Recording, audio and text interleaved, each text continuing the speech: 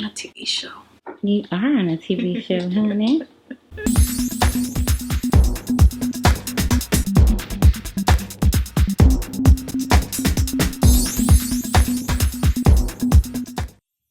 Hi, my name is Karla and welcome to Dear Diaries. Today I have the opportunity to share my story. God has been really pressing on me to share this with anyone and everyone who want to listen. It came in a perfect time that my sister Rosalie came to me and asked me if I wanted to do this, and I felt like it was just right, knowing that God has been pressing me to share this on a social media platform. I'm Karla. I'm 34 years old. I am married for 8 years now, or 7. I have a 2-year-old daughter. I'm a stay-at-home mom. This past year, I went through my first miscarriage. It was a very painful time. We found out we were pregnant in July of 2019. It was kind of a silly story, funny story, because that month that I became pregnant, I had told my best friend, oh, let's do a pregnancy pact. Let's get pregnant together. Come on, because we were like in sync with our period, so we knew when we were gonna ovulate, so we're like, let's do it, let's get pregnant together. And I said it just like that. And then I remember a couple days later, I go, when as a mother, you go through these days where you have difficult days with your kids, where you're like, I don't want no more kids, or I'm done, or I can't, everybody has those days. So I had one of those days that I was like, oh my God, I don't know if I could do another one. So I went back to my best friend and I said, forget the pregnancy pact. I'm out, I'll wait a little bit longer. So, and the whole thing is that I didn't know I was pregnant until she called me and she asked me, she's like, did you get your period? Like I said, we were both in sync, so we both knew, our cycle. She said, did you get your period? And I was like, oh my God. I was like, let me check, because I don't know. I wasn't really in tune. I'm a type of person that's very in tune with my body. I know when I'm supposed to get my period. I know, I know the signs of it. I'm in tune with my body. So for some reason during that time, I was very occupied. My husband was home, and so we were doing things. So I got kind of didn't think about it. So when she asked me, I was like, oh my God, you know what? I haven't looked, but let me look at my app. And when I looked, I was 1 day late. I was like, oh my God, I'm a day late. I'm like, okay, I'll wait till tomorrow. The following day, I was like, oh my God, I could be pregnant. I took a test, and sure enough, I was pregnant. My first reaction was, I immediately started to cry. And I don't know if any other women out there that have multiple, kids felt this way or feel this way at times, but for me was my first, I was happy, but at the same time I was like, oh my God, I'm like, am I gonna love my first, my Victoria, my daughter, as the same? Am I gonna have enough time for her to, that was my thought. But obviously overall I was happy. I was like, I can't believe we're gonna have another baby, oh my God. So all the emotions came, we were so happy. The whole pregnancy was kind of normal. I had very similar symptoms to my first pregnancy. What happened this pregnancy was that I had changed insurance, so I wasn't able to go to my regular OBGYN that I had for my previous pregnancy, so I had to look for another doctor.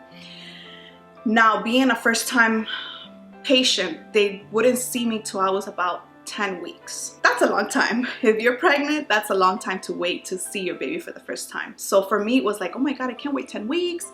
I want to see my baby. So I remember scheduling an ultrasound at a place, where they have those 3D ultrasounds. And I went there at 7 weeks and a couple of days. I think I was 7 weeks and 3 or 2 days. And I went with my best friend. My best friend came with me because my husband at the time was working and he wasn't in town. So she came with me for support, and thank God she did, because when we got there, they were gonna do the ultrasound and everything, and they couldn't see anything. So I started panicking. I was like, oh my God. My best friend's like, don't worry, it's normal, you need to drink a lot of water. So I went, the lady said, go back, go drink water, come back. So I'm there jugging water. to make sure that they see something. We went back and I saw my baby. I saw a strong heartbeat. It was like 155, I believe. And I remember saying, oh, it's gonna be a girl. And my best friend's like, how do you know? You don't know that. I'm like, I know. And then she's like, and I was so happy. It was so happy to know that I saw my baby. The heartbeat was strong. And I was like, man, okay, we have a baby. I left there for some reason, not for some reason, I know it was God. God was preparing me for what was coming next, because this pregnancy, even though the symptoms were the same, it was like I had like fear. Like I knew something was gonna be like, I took over like 11 pregnancy tests over that 8 weeks that I knew that I was pregnant. I took over 11. It's like every day, it's like it was just confirming, like, am I pregnant? Am I pregnant? And it was like, looking back, it was like, I don't know what was going on, if God was preparing me or there was fear. You know, obviously fear was in me, because I just feared that there was somehow the pregnancy wasn't going to be there. So I kept on taking pregnancy tests. I remember the day before I found out I had a miscarriage, I was laying in bed and I was praying over my baby. I was like, God, please let it be everything okay. Let this baby come to full term. And I remember my prayer throughout this whole 8 weeks was, let me have a full-term baby. That was my prayer. For some reason, I don't know why it was, but I know God, I don't know. It's like, it's crazy, because I look back with my first pregnancy, my prayer was always, we're going to have a healthy baby. I used to declare every day, I used to say it every day, and with this pregnancy, it was like, we're going to have a full-term baby. That night, something was off. I remember I put my daughter to sleep. I went downstairs. I started picking up her toys and stuff like that. And I grabbed her favorite stuffed animal, which is a horse. And I grabbed it, and it was like a sense of missing something. And it was like I grabbed it, and I'm like, oh, I miss you. I miss you so much. And I'm like, I caught myself. I'm like, why am I saying that? I'm like, and I'm thinking, my daughter's upstairs sleeping. Why are you missing? Like, this is her toy, like, why are you missing her? She's upstairs. But it was like I said, God was preparing me. I put the toy down. I went upstairs, and I remember the night I prayed, and God spoke to me, and He said, basically, if it does happen, I just need you to like take a break. And what He meant is like, take a break from social media, take a break, like, and I was like, at that moment when He said that, I was like, no, God. I was like, no, I rebuke that. I cancel that. I'm going to have this baby, and everything's gonna be okay. That night I had a sharp pain that it woke me up in my stomach, and I didn't want to think the worst, but I'm like, that's not normal. The following day I wake up, I go to the bathroom, and I saw blood, and I knew it wasn't normal. I knew something was wrong. At that moment, my husband wasn't home. He was in like an hour away from where we live, doing a job. So I call my best friend, and I'm like, I need to go to the hospital. I'm bleeding. I don't know what it is. I think something's wrong. She's like, don't worry. Everything's gonna be okay. You're gonna be okay. It happens. It's normal. But I knew that something was wrong. We went to the hospital. You go through the whole process. Finally, I'm in front of the ultrasound, getting an ultrasound done, and I could tell the face of the person doing the ultrasound. And I knew something was wrong. They couldn't tell me anything. I asked him, can you please tell me? They're like, no, you have to wait till the doctor. I had a second person come and do an ultrasound on me.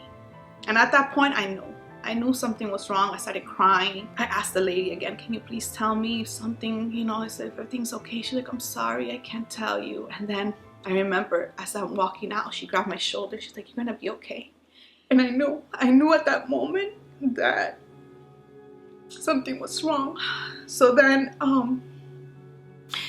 we went back to the waiting room to wait for the doctor to come see me. So when he comes, he tells me, do you want me to tell you the news in front of, I had my best friend there. Her mom was there at the moment because she was with her mom at the time when I called her. And I said, no, I would rather go to a private area. So we went to a private area, and he told me, unfortunately, the baby has no heartbeat. And it had stopped developing at 8 weeks and 3 days. And at that moment, I was just so shocked. Like, I couldn't believe it. And I think as a woman, if you go through this, your first instinct is to blame yourself. Like, oh my God, what did I do wrong? Did I do something that I shouldn't have done? But I start thinking, and I'm the type that I always take care of myself. And I, especially if I know I'm pregnant, I'm going to like try to eat healthy and stuff like that. And I'm like, God, I didn't do anything. I was taking my prenatals. I was, not eating crazy, not eating whatever I was supposed to do, whatever. Automatically, I think you want to blame something, right? So for me, it wasn't myself, because I knew that I didn't do anything wrong. Like, I had stopped working out. I had taken it easy. I'm O positive in my blood type. And what that means is that every time I have a pregnancy, I have to get this shot, the RH shot. I don't know if I'm saying it right, but it's a shot that you take for your antibodies. So basically, your antibodies does not attack the fetus in case that fetus has a different blood type. So I had that done with my daughter at 28 weeks, and then they're supposed to give it to you once you deliver, so that the next pregnancy that you have will be a normal pregnancy. So automatically, I said, oh, that's it. I didn't get the shot when I delivered Victoria. I don't remember, I didn't get it. So I started blaming the doctor. I started blaming, that's why this happened, this is why I lost my baby. Once I was there, that was my first thing that I blamed. I went through the process again. They gave me the shot because they're supposed to give it to you once you deliver. If you have a miscarriage or you have an abortion, they have to give you the shot. So I got the shot. They told me to go back to my doctor once and then go to my doctor's office to see what's the next step to take. By that time, that was on a Thursday. Monday was my first prenatal visit, which would have made me 10 weeks. It was actually, instead of being my first prenatal, it was a visit to see what was the next step to do to get rid of my baby that was still inside of me. It was an emotional day. I remember going into the doctor's office and seeing all these pregnant ladies and seeing them with their ultrasound looking so happy, and knowing that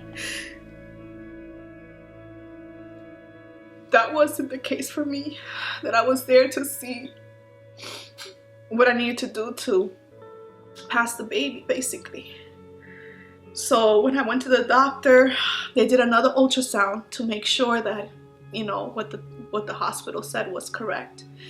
And there again, I saw my baby. And it was there, just no heartbeat.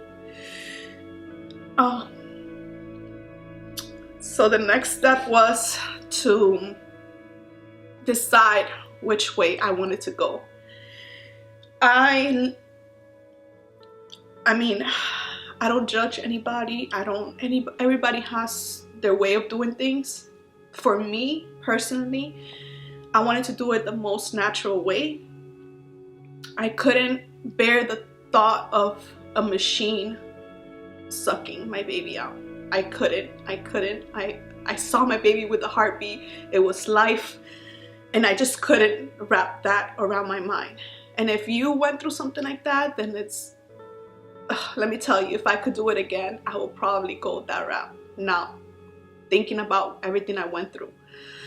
Because I ended up going with the pill, which is a pill that you take, and basically it just makes you bleed and makes you pass the baby. And it was the most difficult thing that I have gone through, because it was very emotional and physically draining. It was hard on me and hard on my husband, because my husband was there throughout the whole thing, and it was very hard. And like I said, if I had to go back, maybe I will have to go the other route, because you're physically seeing yourself just bleeding. And then I remember the day that I took it, I bled for like 3 hours nonstop, that I really thought I needed to go to the ER again because it was nonstop bleeding. And I'm telling my husband, I don't think this is normal. This is too much blood. And the doctor has said if I went through like 2 pads or 4 pads in an hour, then it was too much, that I needed to go to the doctor. I went through like 5 pads and within like an hour, like it was just nonstop bleeding. Once I stopped bleeding, I remember I just laid in bed and I finally fell asleep. And the following day, I went to the bathroom and I passed my baby. It came. I wasn't expecting this because the doctor told me, oh, you're gonna see it bleeding and you're gonna see the tissue. No, I saw my baby. And it was so hard to see it just drop to the toilet because I was, going to the bathroom when this happened. And my immediate thing to do was to grab it again. I didn't want it, but I just couldn't. It was super hard. And my husband's like, no, just relax, leave it. Like I know that he was having so much strength for me, because I know it was hard seeing what I saw. After that, it was just physical recovery from that. Emotionally, I was sad. I was depressed. I was like, why is this happening to me? Like, God, I already went through my conceiving, thing, if you want to say, because for Victoria, I almost prayed 4 years for her. It was like I couldn't get pregnant, and then finally I got pregnant. So I'm like, God, why am I going through this? I already went through that with Victoria. Like, why do I have to go through this again? At no point did I feel angry at God, and I know it wasn't Him that did this. He wouldn't take life. He wouldn't take what you most want, a child. Like, it's a blessing. At that moment, I didn't know what it was. So I blamed the doctors, which then later the doctor confirmed that no, you did get the shot. And even if you didn't, that's not the cause. So after having no one to blame, I was just like, God, like, I know that there's a reason that this happened. I know maybe it's not the right time. Maybe, like the doctor says, sometimes it's not right and the body just lets it go. But it was still hard because it's my baby, like I saw it. It was very tough. I cried a lot. I thought about the what ifs, and I was obedient to God, because as soon as I found out I had miscarried, I got off all social media. And I think it was needed for me to process and heal, because I'm still healing, but it helped me heal faster. Social media is full of people, obviously you want to display the best of your life. People getting pregnant, announcing baby showers, and that wasn't something that I needed at the moment. So I got off all social media platforms and just said, okay, God, I'm just gonna give you all my attention and just help me through this, because it's really, really hard. I've never gone through this, and I hear, it's like once I started opening to people that I've told, that I had told that I was pregnant, they were like, first of all, my neighbor, I had told her that we were pregnant early on, and she said, when I told her I miscarried, she's like, well, I went through a miscarriage too. And then I started hearing all these people around me that had miscarriages, and it's like, oh my God, it's so common. Like, I'm not the only one. And what really, really helped me through this time was, one, it was writing. Like, this is a journal that I started when I found out I was pregnant. I wrote to God and my prayers for the new baby, and I wrote when I went through the miscarriage, I went after, and everything that God has, given me visions and dreams, I've written in this book. That helped me a lot, and that helps me a lot in life. Like, I love to write. I love to just pour my heart to God and pray, and my feelings. That helped me a lot. Another thing that helped me overcome this was that obviously I was pregnant, so I had already gone into the apps and you know, those Baby Center, for example. Baby Center is an app when you're pregnant, and it tells you, you know, the day, you know, the growth of the baby, but it also has different chat rooms. And I remember going into Miscarriage chat room just to read about other women going through the same thing that I was going through, because yes, I had my friends, I had my family, but if you haven't gone through it, then you don't know how I feel, right? They could only be so compassionate and so understanding, but they don't really know what I feel or what I went through physically and emotionally. And I found this girl that we had miscarried almost the same week. The same thing, like she went through the same thing. She took the pills, the bleeding, everything. And it was like my pen pal. We would just write to each other, how do you feel? How do you this? And that really helped me a lot, because I knew she knew what I felt. She knew what I was going through. That helped me a lot. That helped me a lot. So we would just write to each other and keep each other, you know, it's gonna be okay. And just hearing other stories and knowing that God is able to do it again is what motivates me. Like, motivated me to, like, okay, this is not the end. Like, God has a plan. God has his timing. And I said, God, you know, we prayed for Victoria for almost 4 years. You did it, and I know that you're gonna do it again. I just had peace throughout this whole thing. I had peace that God was going to do it again, and that this was not the end, that I had to just go through this. And I feel like even after I had the miscarriage, I had several dreams where I was telling my stories to several women, and you know, and I was just telling them. So I know that God wanted me to tell my story. And if I could help one person to know that it's okay, it's hard, I know it's hard, I will say, take your time, process, heal. Don't think it's just like, oh, you know, it's a miscarriage, everybody has one, it's common, it's nothing, it's, you know, you could just keep going. No, like, there's people that take it hard. Like me, it was hard. It was a hard moment for me, and I just took my time just to process everything, to know that God will always be on my side. And unfortunately this happened, and that I get to sit here and tell my story and know that God is going to do it again. God is going to do it again. That's my story. I look back, and I still don't know the why, but I know that everything the devil tries to take and use to hurt us, it's the same thing that God uses to glorify him and to praise him and to show us that he has something better for us. So I'm in a better place. I'm able to speak about it. If you guys saw me, I'm still crying because it still hurts. But I know that God is great, and I know that it's going to happen again. Leave it to God, trust him, know that he has a plan, and that he will do it. He will do it at his perfect time. He will do it. So I hope I encourage at least one person with my story, and God bless. If you want to connect with me, you can find me on Instagram at Mrs. Can Say. And I also have a YouTube channel that I'm going to start uploading and it's called Pretty in Faith. It's gonna be down below for you who want to follow me and see my journey from here on. Thank you guys, and bye.